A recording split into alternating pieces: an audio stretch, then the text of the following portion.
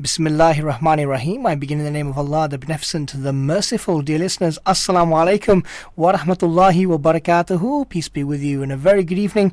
Welcome back to Friday Night Fusion, the new sound of Great Britain, broadcasting live and interactive on 93.5 FM, Unity FM across Birmingham and surrounding areas, both nationally and internationally on www.unityfm.net. And of course, this transmission is also going live across all of our media partners around the UK and around the world, so a very big salam to each and every one of you as well. Islam, our religion, our way of life, over the past decade has been demonized in the media. Indeed, us Muslims have been portrayed as terrorists, extremists and fundamentalists. It couldn't be further away from the truth. But one positive aspect that has come out of all the negativity has been a very proactive approach on the part of the Muslim community, specifically young Muslims, to want to portray a better image of Islam, for the truth to be projected. And one of the ways in which young Muslims have done that has been through the vehicle of media.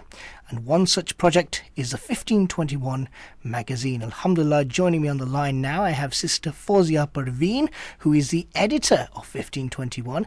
Assalamu alaikum, Sister Fozia. Jazakallah khair. Thank you very much for joining us on Friday Night Fusion this evening. Wa alaikum assalam, Ahmad. Thank you for having me. First and foremost, 1521. Who are you? What do you do? Okay, well, 1521, it's a new youth magazine, which we launched in March last year. It's aimed at the youth, and it's mainly the youth that also write for the magazine. We're currently on issue 10 at the moment, so we have a new issue that comes out every last Friday of each month. It's available absolutely free on our website, and we have all our back issues up there as well. MashaAllah, absolutely fantastic. And what was the inspiration behind 1521? It's a massive project, starting up a magazine, promoting it, making sure that you get articles for it each and every month. But why were you willing to make such a massive sacrifice for this? Thank you. Well, the aim of the magazine is to engage, inspire and empower the youth.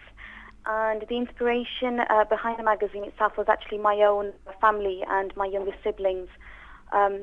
About the end of last year, I was looking for a magazine for my younger siblings, who are all at secondary school age at the moment.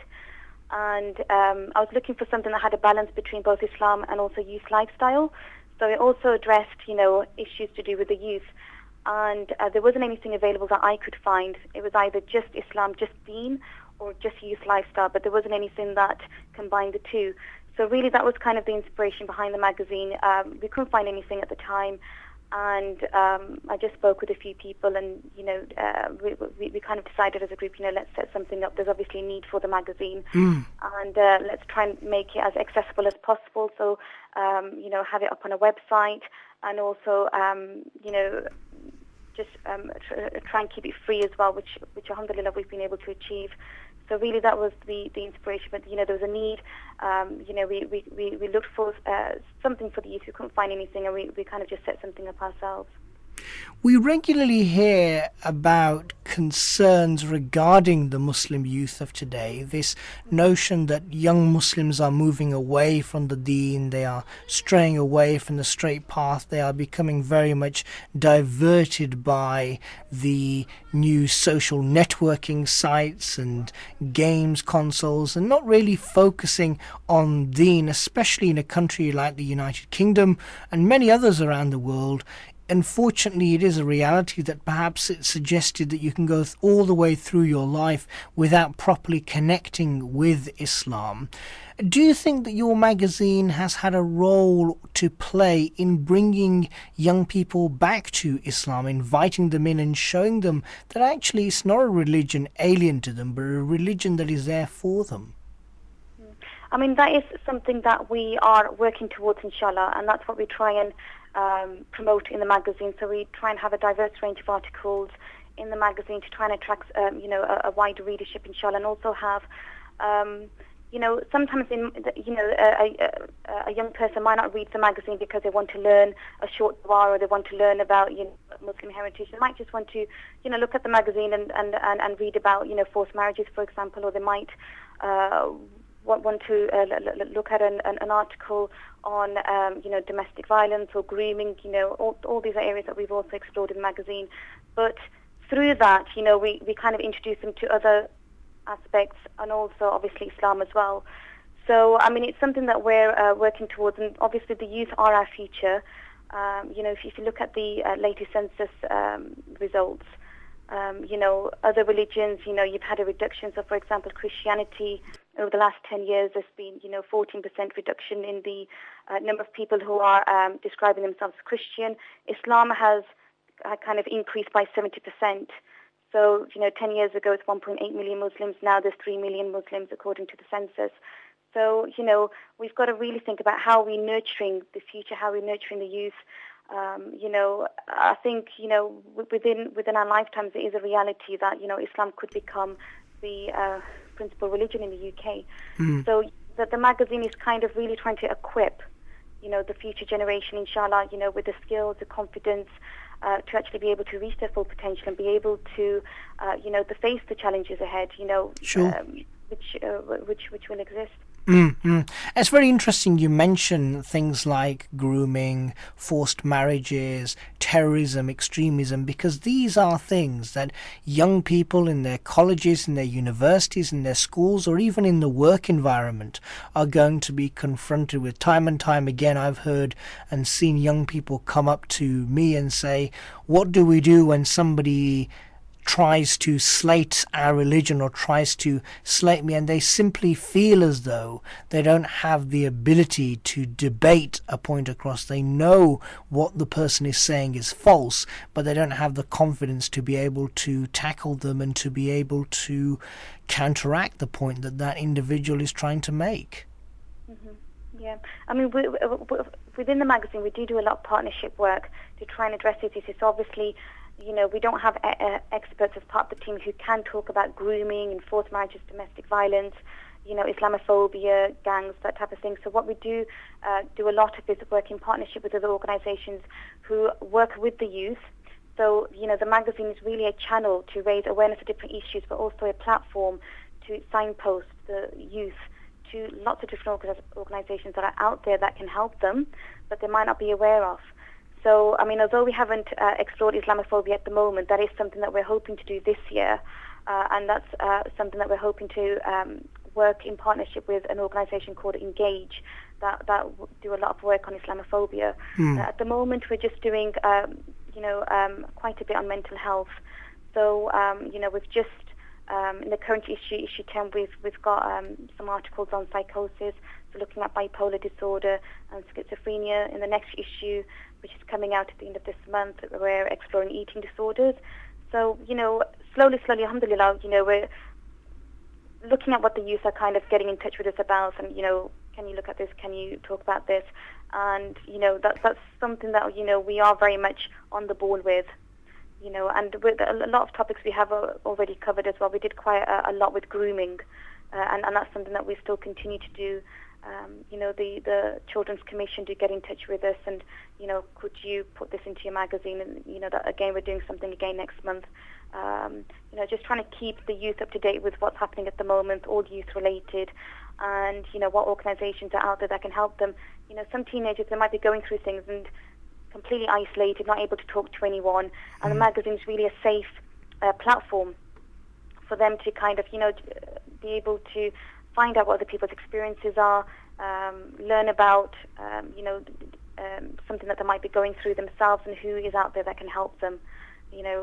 Organisations that are actually trained up to actually be able to offer that help professionally. Sure. Before starting this interview today, I did take a quick look at your magazine, and one thing that strikes me in particular is the fact that not only are you addressing issues that perhaps affect Muslims and young Muslims alone, but you're also showing that young Muslims are ultimately still young people, and they do face the same sorts of issues as their non-Muslim counterparts. And sometimes this image is projected in the mass media of the fact that young Muslims, and Muslims in particular, are very different to everyone else with their big beards and their face veils. It's very difficult to approach them. You're actually counteracting that particular view, and you're actually proving them wrong. Yeah. I mean, the Muslim community, they're not a homogenous group. We're not all the same. Again, we have lots of diversity within our own community. Bosnian Muslims, Turkish Muslims, Indian Muslims, Greek Muslims. There's much diversity. We're not all obviously one homogenous group. And I mean, the aim of the magazine is to engage, inspire, and empower, which obviously applies to all youth. It's not just Muslim youth. So, I mean, we do a lot of partnership work with lots of different organisations, trying to, promote the work that they do, and also kind of get across that, look, it's not just, problems with Muslim youth, it's actually just youth in general. So alhamdulillah, we do have quite a diverse readership, which also includes non-Muslims as well. MashaAllah. Now, although you are a relatively new magazine, your popularity and your success cannot be questioned if we look at the amount of people that are already reading your magazine. I believe you have a readership of over 30,000? At the moment, yes, it's 30,000. We do still have quite a lot of work to do. We're aiming to do a lot more work within schools. But regarding universities, I mean, we do have quite a lot of university students that do read the magazine. MashaAllah. And you mentioned the non-Muslim community earlier, and it's evident that you've actually captured a lot of young Muslims, which is brilliant. But how have the non-Muslim community reacted towards your magazine? Because regularly we hear about the fact that non-Muslims are frightened by Islam and Muslims after reading everything they read in the mass media, after reading all these terrible stories, whether it's grooming, whether it's to do with terrorism, extremism and fundamentalism, or other things, including criminality. Of course, we can't move away from the fact that the prison population at the moment is around 12 to 13% plus Muslims, predominantly, unfortunately, made up of our young people. But have you found that non-Muslims have taken an interest in your magazine to try and find out whether all that they read in the mass media is true? Yeah, I mean, we have had, alhamdulillah, really through the universities and through different societies that have been promoting the magazine, we've had a really good response. Obviously, we're still obviously quite a new magazine. We're in our first year, so we do still obviously have a lot of work to do in promoting the magazine to non-Muslims. But, we've had really good feedback, alhamdulillah. I mean, you can't really blame non-Muslims for being afraid of Islam. Unfortunately, we are portrayed the way we are in the media.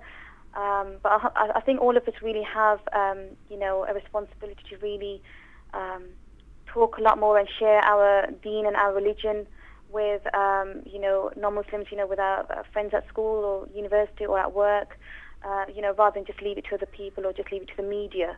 You really can't trust the media to be teaching, propagating Islam. We really need to kind of be engaging in this type of work ourselves. So, alhamdulillah, I mean, we've had a really good response from the non-Muslim community at the moment, but we're still in our first year, so I would say we still have got a lot of work to do on that side as well. Of course, one of the biggest problems that we see at the moment around the country, not just amongst Muslims, but all young people, in fact, is unemployment. There's a lot of people out there who unfortunately can't find work, others still who have degrees and qualifications, masters even in many cases, but still find it difficult to find work. How have you, as the 1521 magazine, been able to enhance the skills of the young people that have actually joined you and come on board to help in the editing and production of the magazine? Well, what we have actually looked at employment as well.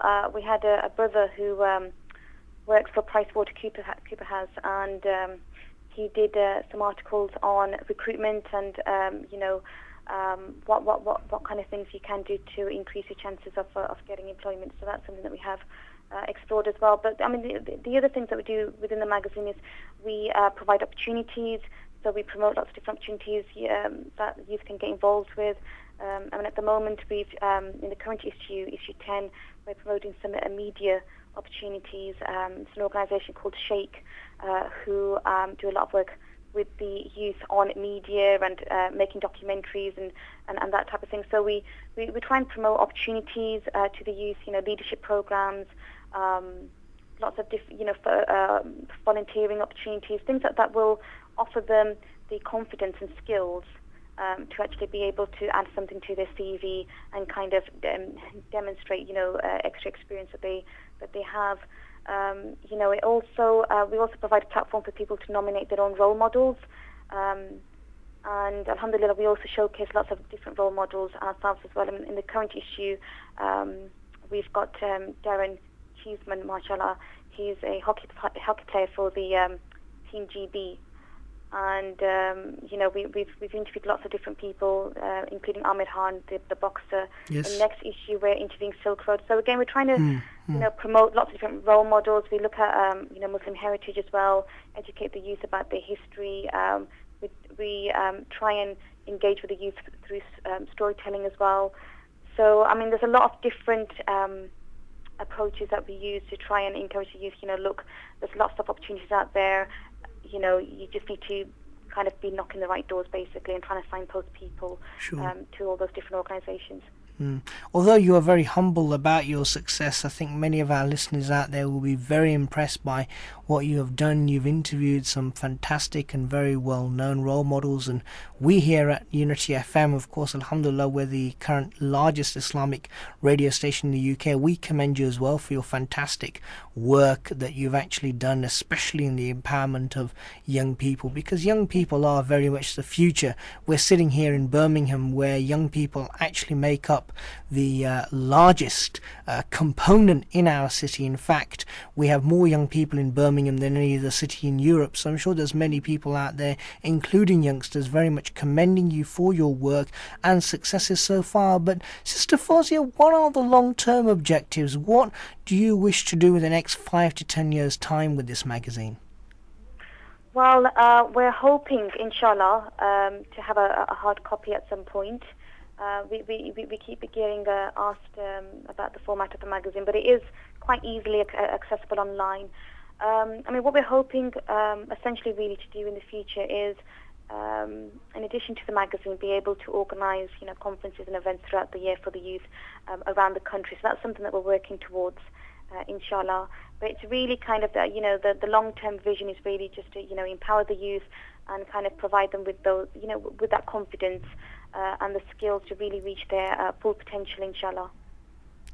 And if people want to find out more about your magazine, or if indeed they would like to get involved, do you have any website that they can visit?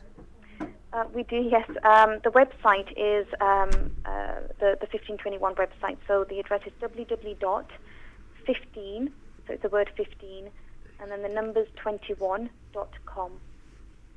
Sister Fozia Parveen, editor of the 1521 magazine, we wish you the very best of luck, inshallah, with your magazine. We're more than happy here to promote you at any point, so please do keep in touch with us and keep us updated on any new projects and initiatives or new articles that you're running in your magazine as well, inshallah.